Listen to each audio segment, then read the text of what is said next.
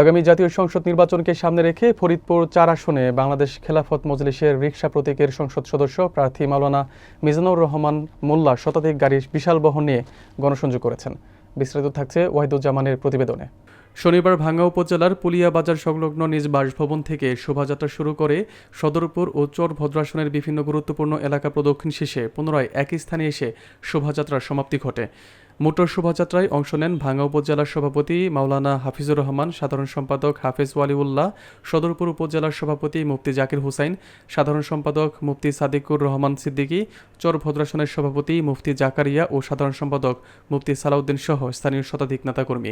মাওলানা মিজানুর রহমান মোল্লা বলেন, মাদক, সন্ত্রাস ও দুর্নীতিমুক্ত সোনার বাংলাদেশ গড়তে ইসলামী শাসন ব্যবস্থার বিকল্প নেই। খেলাফত মজলিস যে লক্ষ্যে কাজ করছে, আল্লামা মামুনুল হকের পক্ষ থেকে জনগণের দোরগোড়ায় ইসলামী আদর্শ তুলে ধরতে এই গণসংযোগ পরিচালিত হয়েছে।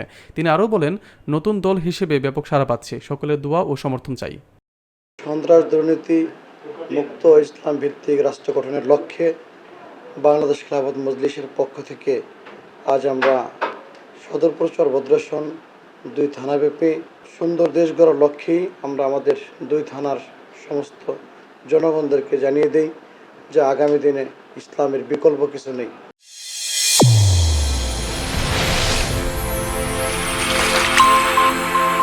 চ্যানেল A1 হৃদয়ের স্পন্দন।